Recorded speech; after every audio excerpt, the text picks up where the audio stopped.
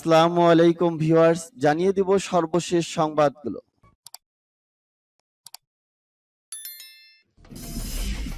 সংবাদের শুরুতেই জানিয়ে দিব সংবাদ শিরোনাম। ইউক্রেনে রাশিয়ার ক্ষেপণাস্ত্র হামলা, নিহত 23। সপ্তাহে তৃতীয় ব্যালিস্টিক ক্ষেপণাস্ত্র উৎক্ষেপণ উত্তর কোরিয়ার। জাতিসংঘ মহাসচিব ও মার্কিন প্রেসিডেন্টের প্রতিক্রিয়া, জাপোরোজিয়া ও খেরসনকে স্বাধীন ঘোষণা করে পুতিনের ডিগ্রি জারি।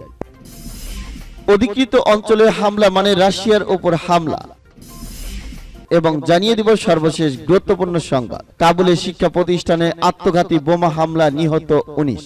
এতক্ষণ শুনছিলেন সংবাদ শিরোনাম, এখন শুনবেন সংবাদের বিস্তারিত। তো বন্ধুদের কাছে রিকোয়েস্ট হলো এই ভিডিওতে একটা লাইক দিবেন, আর ভালো লাগলে অবশ্যই বন্ধুদের মাঝে শেয়ার করে দেবেন। ইউক্রেনে রাশিয়ার ক্ষেপণাস্ত্র হামলা, নিহত 23। ইউক্রেনের জাপোরোজিয়া শহরে ক্ষেপণাস্ত্র হামলা চালিয়েছে রুশ বাহিনী। এতে অন্তত 23 জন বেসামরিক লোকের মৃত্যু হয়েছে, আহত হয়েছে কয়েক ডজন। ইউক্রেনের কর্মকর্তারা এই তথ্য জানিয়েছে। আজ শুক্রবার জাপোরিজিয়া আঞ্চলিক গভর্নর ওলেকসান্ডার ইস্তারুক এক বিবৃতিতে এই খবরের ঘোষণা দেন। তিনি জানান, হামলায় অন্তত 28 জন আহত হয়েছেন। রাশিয়া অধিকৃত ভূখণ্ডের দিকে যখন একটি বেসামরিক কনভয় যাচ্ছিল, তখনই রুশ বাহিনী এই হামলা চালিয়েছে। হামলার ছবিও পোস্ট করেছে এই গভর্নর। ছবিতে পুড়ে যাওয়া গাড়ি ও রাস্তায় পড়ে থাকা দেহ দেখা গেছে। তবে রাশিয়ার পক্ষ থেকে ইউক্রেনের এই দাবি নিয়ে এখনো পর্যন্ত কোনো মন্তব্য পাওয়া যায়নি। টেলিগ্রাম পোস্টে ওলেকসান্ডার লিখেছেন, এখন পর্যন্ত আমরা 23 জন নিহত ও 28 জন আহতের খবর জানি। হতাহতের সবাই স্থানীয় বাসিন্দা বলে জানান তিনি। ওলেকসান্ডার আলো বলেন, ওইসব কনভয়ে করে ইউক্রেনের রুশ অধিকৃত অঞ্চল থেকে ইউক্রেনীদের আত্মীয়দের নিরাপদে আনার পরিকল্পনা ছিল। সপ্তাহে তৃতীয় ব্যালিস্টিক ক্ষেপণাস্ত্র উৎক্ষেপণ উত্তর কোরিয়া। চলতি সপ্তাহে তৃতীয়বারের মতো ব্যালিস্টিক ক্ষেপণাস্ত্র পরীক্ষা চালালো উত্তর কোরিয়া। মার্কিন ভাইস প্রেসিডেন্ট দক্ষিণ কোরিয়া সফর শেষের কয়েক ঘন্টা পরই দুটি ক্ষেপণাস্ত্র পরীক্ষা উৎক্ষেপণ করল কিম জং উনের দেশ। বৃহস্পতিবার দক্ষিণ পিয়াংগান প্রদেশের সানচন থেকে ছোড়া দুটি স্বল্প পল্লার ব্যালিস্টিক ক্ষেপণাস্ত্র শনাক্ত করেছে দক্ষিণ কোরিয়ার সামরিক বাহিনী। এদিকে প্রতিবেশী জাপান একটি ক্ষেপণাস্ত্র শনাক্তের কথা জানিয়েছে। প্রতিরক্ষা মন্ত্রণালয়ের এক কর্মকর্তা তার বরাদে জাপানের এনএইচকে সম্প্রচারের মাধ্যমে বলা হয়েছে, জাপানের বিশেষ অর্থনৈতিক জোনের বাইরে পড়ছে উত্তর কোরিয়ার সুরা ক্ষেপণাস্ত্র। দক্ষিণ কোরিয়ায় 4 দিনের সফরে এসেছিলেন মার্কিন ভাইস প্রেসিডেন্ট কমল। দেশটির প্রেসিডেন্ট উইন সুক উইনের সঙ্গে নিরাপত্তা সহ কয়েকটি ইস্যুতে বৈঠক করেন। পাশাপাশি কোরীয় উপদ্বীপের অসামরিক অঞ্চল পরিদর্শন করেছে। উত্তর কোরিয়া থেকে রক্ষার জন্য দক্ষিণ কোরিয়ায় 28,500-এর বেশি সেনা মোতায়েন করে রেখেছে ওয়াশিংটন। চলতি সপ্তাহে ওয়াশিংটন ও সিওল বড় ধরনের যৌথ নৌ মহড়া পরিচালনা করছে। এর জবাবে পাল্টা ক্ষেপণাস্ত্র ছুড়েছে পিয়াংইয়াং। ক্ষেপণাস্ত্র পরীক্ষায় উত্তর কোরিয়ার উপর মার্কিন নিষেধাজ্ঞা থাকার পরও একের পর এক উৎক্ষেপণ করে যাচ্ছে। দেশটির এমন কর্মকাণ্ডে আতঙ্ক প্রতিবেশী দেশ জাপান ও দক্ষিণ কোরিয়া। জাতিসংঘ মহাসচিব ও মার্কিন প্রেসিডেন্টের প্রতিক্রিয়া, জাপোরোজিয়া ও খেরসনকে স্বাধীন ঘোষণা করে পুতিনের ডিগ্রি জারি।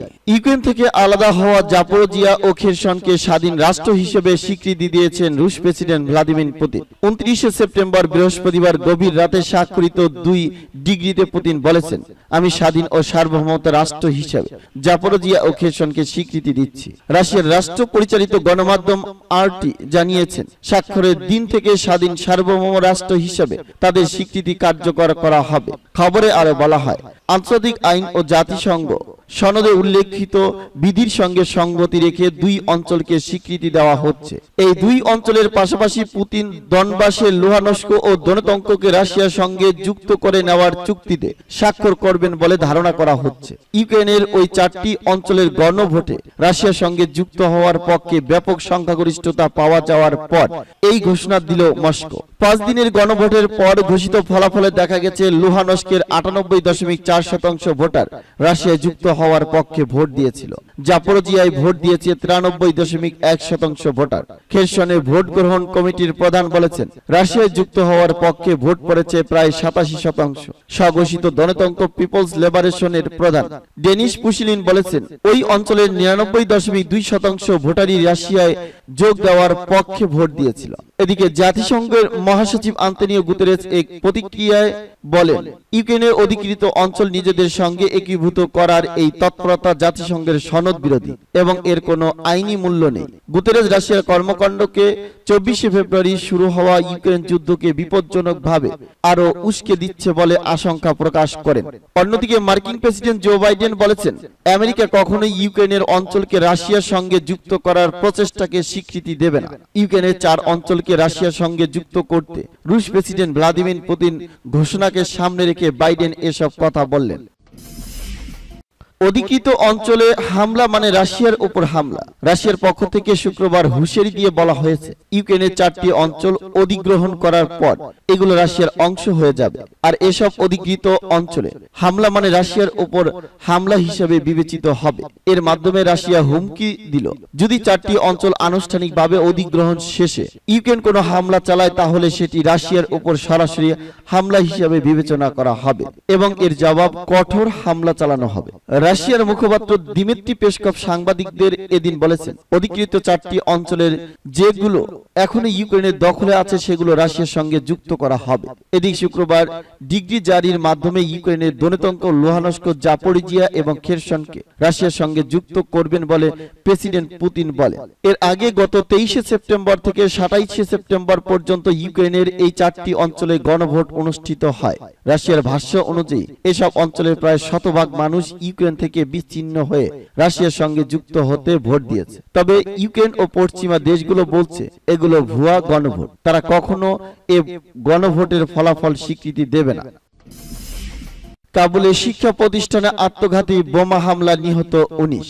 আফগানিস্তানের রাজধানী কাবুলের একটি শিক্ষা প্রতিষ্ঠানে আত্মঘাতী বোমা হামলায় অন্তত 19 জন নিহত হয়েছেন, আহত হন আরো অনেকে। পুলিশ জানিয়েছে, শুক্রবার কাবুলের পশ্চিমে দাসুত ই বার্সি এলাকায় কার্য শিক্ষা কেন্দ্রে ভয়াবহ বিস্ফোরণ ঘটে। এদিন শিক্ষার্থী বিশ্ববিদ্যালয়ে প্রস্তুতি পরীক্ষার জন্য অংশ নেয়। এলাকাটিতে বেশিরভাগ হাজরা সংখ্যালঘু সম্প্রদায়। এই গোষ্ঠীকে লক্ষ্য করে সাম্প্রতিক বছরগুলোর হামলার ঘটনা বেড়েছে। শুক্রবারের ঘটনা এখন পর্যন্ত কোনো গোষ্ঠী বা দায় স্বীকার করেনি। ধারণা করা হচ্ছে জঙ্গি গোষ্ঠী আইএস আত্মঘাতী বিস্ফোরণ ঘটিয়ে থাকতে পারে। হামলা নিন্দা জানিয়ে তালেবানের স্বরাষ্ট্র মন্ত্রণালয়ের মুখপাত্র আব্দুল নাফি তাকর বলেন, ঘটনাস্থলে নিরাপত্তা বাহিনীর সদস্যরা পৌঁছেছে, এলাকাটি ঘিরে রেখেছে তারা। হামলায় জড়িত সন্দেহ এখন পর্যন্ত কেউকে আটক করা হয়নি। গত বছরের আগস্টে আশরাফ গনি সরকারকে হটিয়ে ক্ষমতার দখলে নেন সশস্ত্র গোষ্ঠী তালেবান। তাদের দাবি, আফগানিস্তানের শান্তি ও স্থিতিশীলতা ফিরিয়ে আনতে কাজ করে যাচ্ছে সরকার। তালেবান সরকারের ক্ষমতায় আসার পর রাজধানী সহ বেশ কয়েকটি প্রদেশে শক্তিশালী হামলা, অনেক মানুষ প্রাণ হারিয়েছে। এরই মধ্যে মসজিদেও হামলার ঘটনা ঘটেছে।